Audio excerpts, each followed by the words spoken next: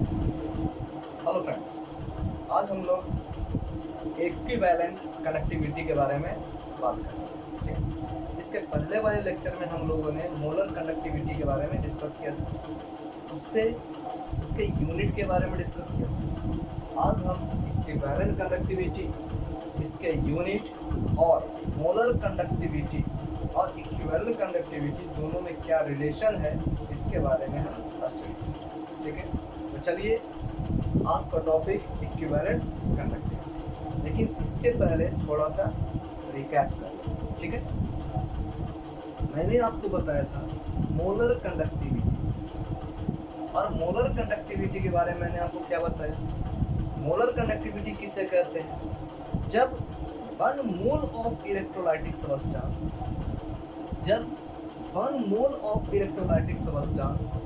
is added in V milliliter और V centimetre cube electrolytic solution, और इसे मिलाने के बाद जब 1 मोल ऑफ इलेक्ट्रोलाइटिक सबस्टेंस अपने आयन में टूट जाता है और उस आयन के द्वारा जो कंडक्टेंस ऑफर किया जाता है उस कंडक्टेंस को हम मोलर कंडक्टिविटी का नाम देते हैं। ठीक है, यानी मोलर कंडक्टिविटी का मतलब क्या हो गया कि जब 1 mole of electrolytic substance is added into V millilitre cube of electrolytic solution, ठीक है, and then conductance afforded is known as molar conductivity. Similarly उसी तरह से हम मोलर कंडक्टिविटी में 1 मोल ऑफ इलेक्ट्रोलाइटिक सबस्टेंस का यूज कर रहे थे। अगर यहाँ पर 1 मोल ऑफ इलेक्ट्रोलाइटिक सबस्टेंस के प्लेस पर अगर केवल 1 ग्राम इक्विवेलेंट इलेक्ट्रोलाइटिक सबस्टेंस अगर हम यूज कर दे, ठीक है, तो उस समय जो कंडक्टेंस ऑफर होगा उसको हम मोलर कंडक्टिविटी नहीं कहकर इक्विवेलेंट कंडक्टिविटी का नाम। ठीक है, तो इसमें केवल थोड़ा सा डिफरेंस है कि 1 मोल ऑफ इलेक्ट्रोलाइटिक सबस्टेंस के प्लेस पर 1 ग्राम इक्विवेलेंट इलेक्ट्रोलाइटिक सबस्टेंस का हम यूज करेंगे। ठीक है, अगर 1 मोल इलेक्ट्रोलाइटिक सबस्टेंस यूज हो रहा है और वहां पर जो कंडक्टेंस ऑफर होगा उसको कहेंगे मोलर कंडक्टिविटी। ठीक है, और अगर 1 मोल के प्लेस पर 1 ग्राम इक्विवेलेंट इलेक्ट्रोलाइटिक सबस्टेंस हम यूज करेंगे और वहां पर जो कंडक्टेंस ऑफर होगा उसको हम क्या कहेंगे?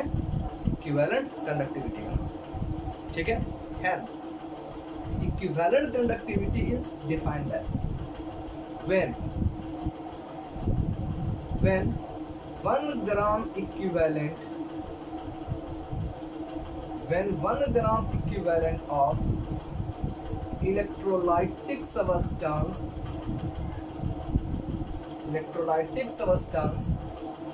is added into V milliliter of solution, then conductance offered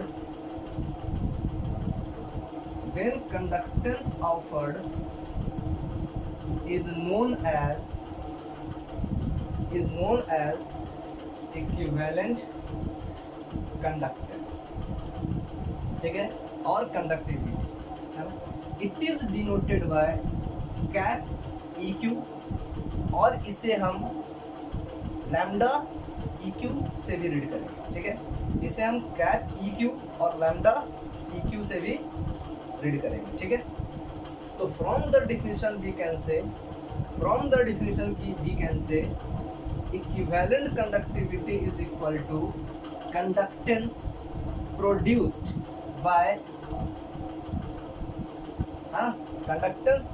in V milliliter of solution।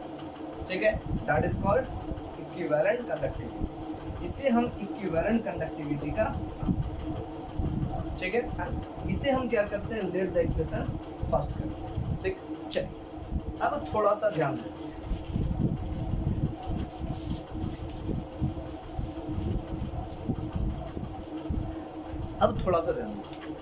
From the equivalent conductivity is equal to conductance offered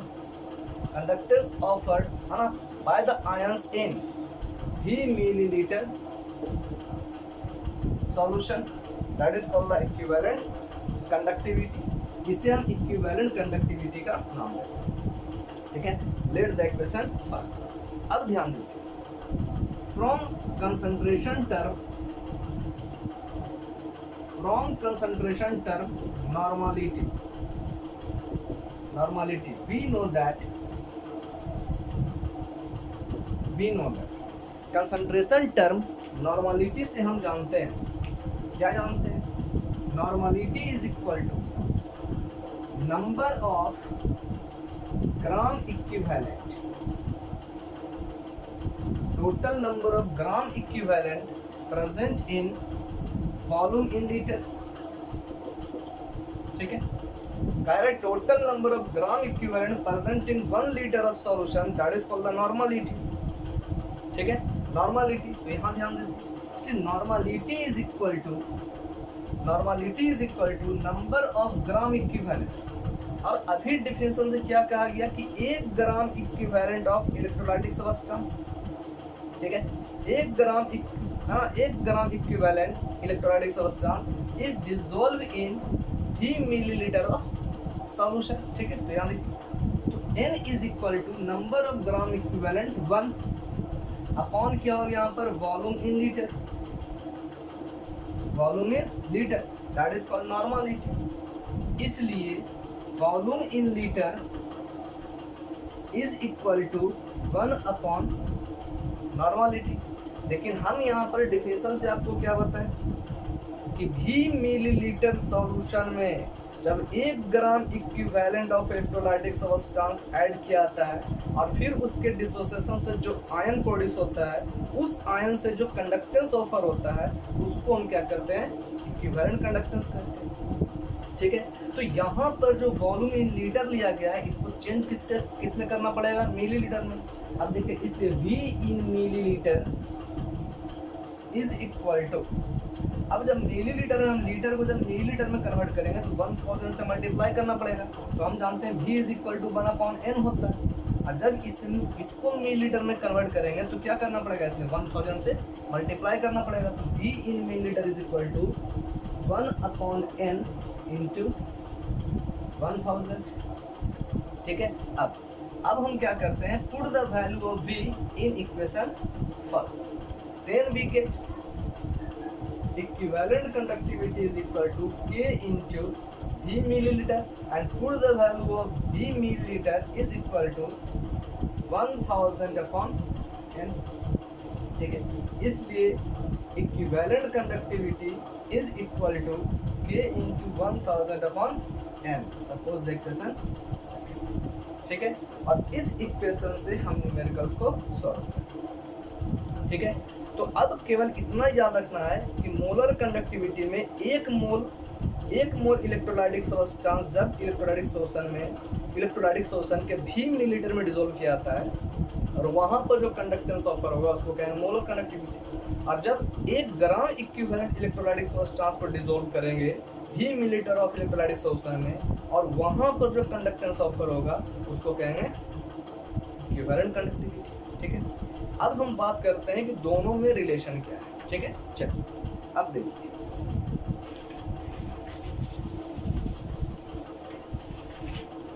ठीक है,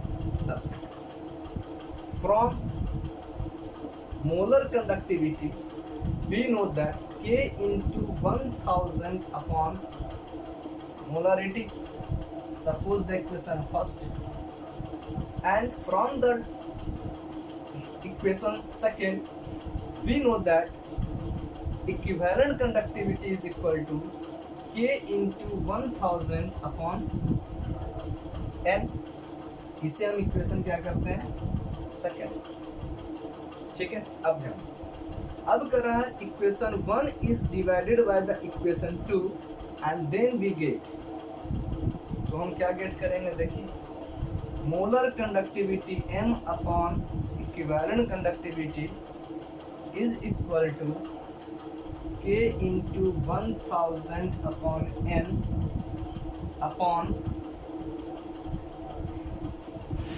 K into 1000 upon n। ठीक है, अब और is equal to K into 1000 upon m into n into K into 1000, ये और ये cancel. ठीक है, इसलिए हम कह सकते हैं कि molar conductivity upon equivalent conductivity is equal to n upon m, N normality upon molarity. ठीक है, ये आपका क्या हो गया इक्वेशन। ठीक है, चलिए अब देखिए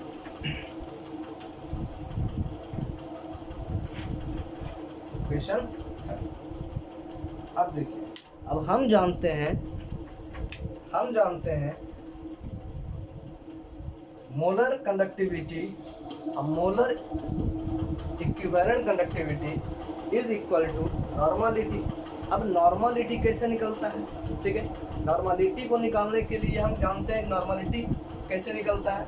नॉर्मलिटी को निकालने के लिए ध्यान दीजिए, ये दिया हुआ है नॉर्मलिटी अपॉन क्या हो गया मोलारिटी, और मोलारिटी इक्वल टू क्या होता है number of mole present in 1 litre of solution.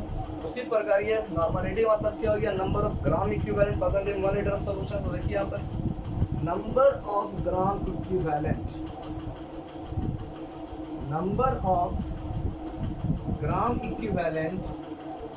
Number of gram equivalent present in 1 litre of solution, यानी वॉल्यूम इन लीटर, अपॉन क्या हो जाएगा number of moles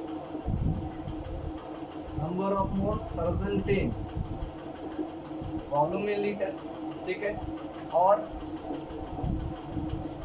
molar conductivity upon electrolytic, equivalent conductivity is equal to number of gram equivalent upon V in liter into V in liter upon number of moles. ठीक है, अब V in liter क्या होगा cancel, again molar conductivity upon equivalent conductivity is equal to number of gram equivalent upon number of moles. ठीक है, और देखिए molar conductivity upon equivalent conductivity is equal to number of gram equivalent. अब number of gram equivalent कैसे निकलेगा? ठीक है, तो हम जानते हैं weight in gram, number of gram equivalent is equal to weight in gram upon equivalent mass. ठीक है, upon number of mole is equal to क्या होगा weight in gram upon molar mass. ठीक, अब देखिए इसलिए मोलर कंडक्टिविटी और equivalent conductivity is equal to weight in gram upon equivalent mass into molar mass upon क्या हो जाएगा वेट इन ग्राम, और ये वेट इन ग्राम और ये वेट इन ग्राम क्या होगा कैंसिल। ठीक है, इसलिए बी गेट मोलर कंडक्टिविटी और equivalent conductivity is equal to molar mass upon equivalent मास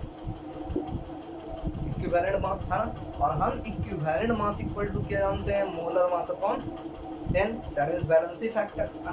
तो देखिए यहाँ पर n अपॉन इतना is equal to molar mass upon equivalent mass, और equivalent mass is equal to molar mass upon क्या होता है वैलेंसी फैक्टर। ठीक, तो हम लिख सकते हैं यहाँ पर equivalent mass is equal to molar mass upon valency factor, और वैलेंसी फैक्टर क्या हो जाएगा ऊपर आ जाएगा। ठीक है, वैलेंसी फैक्टर। ठीक, अब ये दोनों कैंसिल होगा, इसलिए हम कह सकते हैं यहाँ पर molar conductivity upon equivalent conductivity is equal to valency factor. ठीक है, it is the relation between molar conductivity and equivalent conductivity. ठीक है, आई होप आपको समझ में आया होगा। ठीक है ना, थैंक यू।